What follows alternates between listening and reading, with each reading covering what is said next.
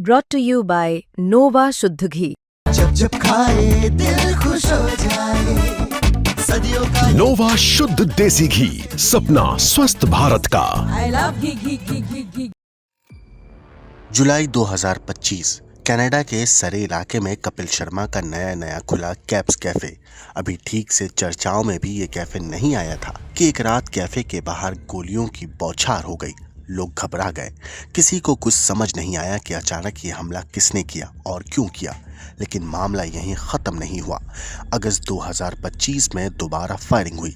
फिर दिवाली से ठीक पहले नवंबर 2025 में तीसरा हमला हुआ। तीनों बार एक ही गैंग ने जिम्मेदारी ली, गोल्डी ढिल्लो गैंग, जो लॉरेंस बिश्नोई से जुड़ा हुआ माना जाता है। अब दिल्ली पुलिस की क्राइम ब्रांच ने इस केस में बड़ी पकड़ बनाई है। पुलिस ने बंधु मान सिंह सेखो नाम के कुख्यात गैंगस्टर को दिल्ली से अरेस्ट कर लिया है। इस मामले पर पुलिस का कहना है, सेखो गोल्डी ढिल्लो का मुख्य हैंडलर है। तीनों हमलों की प्लानिंग इसी ने की। शूटरों को गाड़ी, हथियार सब कुछ इसी ने दिलवाया। खुद फायरिंग में शामिल नहीं था, लेकिन हर चीज की डोर इसके हाथ में थी। गिरफ्तारी के बाद क्राइम ब्रांच ने इसके पास से कई हाईटेक हथियार भी बरामद किए हैं। एक वीडियो भी मिला है जिसमें सेखो उन्हीं खतरनाक हथियारों के साथ दिखाई देता है। पुलिस को शक है कि हथियार विदेशों से ड्रोन के जरिए या अलग अलग सीक्रेट रूट से मंगाए जाते थे।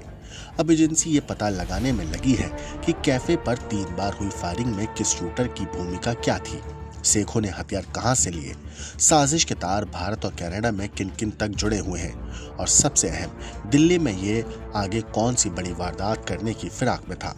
कुल मिलाकर क्राइम ब्रांच की इस गिरफ्तारी से कैप्स कैफे शूटआउट केस की गुत्थी सुलझने की उम्मीद बढ़ गई है। इसका मेन रोल वहाँ पे लॉजिस्टिक प्रोवाइड कराना था। ये वैसे वहाँ पर वेपन सप्लाई का करने का काम करता था। इस पर्टिकुलर केस में जो कपिल शर्मा के कैफे पे फायरिंग हुई है उसमें इसने गाड़ी प्रोवाइड कराई थी, नोटिस में था, और जो प्लान कर रहे थे और रेकी कर रहे थे उसमें इसका रोल है। ये मौके पे भी गया हुआ है वहाँ पर, और काफी समय से गोल्डी ढिल्लो गैंग के साथ मिलकर काम कर रहा था। जो इसमें 2 मेन शूटर जिनका नाम ये बता रहा है, गुरजोत और दलजोत, वो उन्होंने वहाँ पे फायरिंग की। कनाडा पुलिस ने जब जांच शुरू की और एक कार को इंटरसेप्ट किया, उसके बाद बंधुमान सिंह सेखो कनाडा से भागकर अगस्त महीने में भारत आ गया था। इधर क्राइम ब्रांच की टीम ने कुछ दिन पहले बड़े पैमाने पर हथियारों की एक खेप बरामद की और 3 आरोपियों को गिरफ्तार किया था। उनसे पूछताछ के बाद बंधुमान सिंह सेखो का नाम सामने आया था, और जब बंधुमान सिंह सेखो को दिल्ली पुलिस क्राइम ब्रांच ने गिरफ्तार किया तो उसने पूछताछ में खुलासा किया कि कपिल शर्मा के कैप्स कैफे पर जो फायरिंग हुई थी उसका मास्टरमाइंड कोई और नहीं बल्कि वही है। ब्यूरो रिपोर्ट, क्राइम तक।